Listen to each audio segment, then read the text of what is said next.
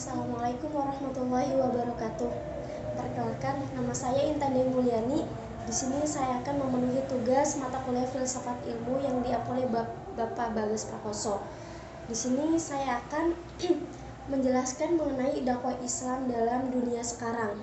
Nah, jadi sebagai seorang pendakwah ya, di era digital seperti ini, cara yang efektif dan efisien adalah melakukan pendakwaan atau ceramah melalui media sosial. Cara itu bisa dilakukan dengan menggunakan media sosial seperti WhatsApp, Telegram, YouTube, kemudian podcast atau lain sebagainya. Nah, di sini saya akan memberitahukan mengenai bagaimana sih cara berdakwah dalam era digital seperti ini. Nah, ada 11 tips yang saya akan bicarakan di sini. Yang pertama itu, seorang pendakwah itu harus baper, teman-teman. Nah, bawa perasaan ya. Jadi baper ini baper bukan baper candaan, tapi baper ilmiah.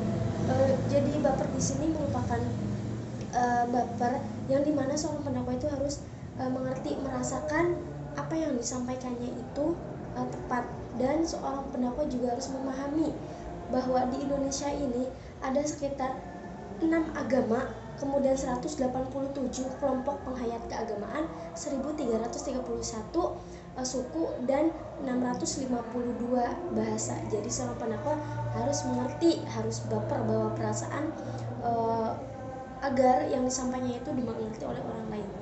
Yang kedua adalah memakan konten dari banyak sumber. Nah, ini juga sangat penting karena untuk pengalaman diri kita juga, untuk penampilan lebih baik juga.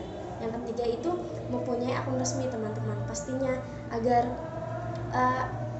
mempunyai akun resmi itu agar kita juga bisa mengupload, mengunggah video kita, ceramah kita, bukan hanya di daerah kita tapi luas mancanegara. Begitu. Yang keempat yaitu hati-hati akan politik dalam dan luar negeri, teman-teman. Nah, di sini juga sangat berpengaruh, kita jangan sampai terbawa oleh pengaruh politik dalam, jangan mau diperalat oleh politik dalam dan luar negeri. Yang kelima adalah kerja tim. Tentunya seorang pendakwah itu bukan hanya kerja sendirian, tapi membutuhkan bantuan orang lain atau konten kreator gitu ya, untuk mengedit ataupun ikut serta dalam akses sebuah video untuk diunggah ke akun media sosial kita. Dan yang ke-6 itu harus jujur menyampaikan latar belakang pendidikan kita, karena itu sangat penting, karena masyarakat juga menilai pendidikan kita, ilmu pengetahuan kita sampai mana, latar belakang pendidikan kita. Jadi kita harus memahami akan hal itu agar masyarakat juga bisa kita berikan arahan untuk membaca lebih detailnya kitab-kitab atau hadis-hadis yang telah kita sampaikan sebelumnya agar menjadi terpercaya. Yang ketujuh adalah pengelolaan data, atau bisa disebut dengan website ya. Aku sarankan teman-teman harus mempunyai website pribadi ya.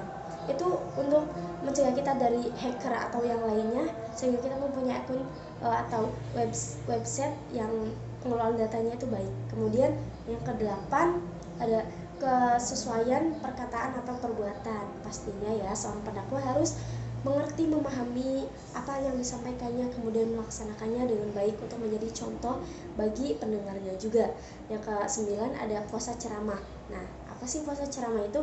Puasa ceramah diartikan sebagai beristirahatnya seorang pendakwah untuk dia lebih belajar lagi, untuk menggali ilmu lagi, kemudian disampaikan ya melalui media sosial tersebut ya. Kemudian yang ke-10 adalah pertimbangkan siaran langsung. Lebih baik gunakan siaran tertunda saja, karena pasti di dalamnya itu barangkali ada sesuatu yang tidak kita inginkan ya. Jadi jika masih awalan seperti kita, itu lebih baiknya menggunakan siaran yang tertunda, jangan siaran langsung dulu. Jika memang sudah berpengalaman, bolehlah siaran langsung. Yang ke-11 yaitu menguasai memahami bahasa asli dari kitab suci Al-Quran, yaitu mengerti menafsirkan dengan sangat baik, tidak asal bicara ya. Jadi mengetahui apa-apa saja yang akan kita bicarakan, mengerti, memahami akan hal itu ya. Sekian dari saya, Intan Mulyani, kelas 2 KPIF. Kurang lebihnya mohon maaf. Wassalamualaikum warahmatullahi wabarakatuh.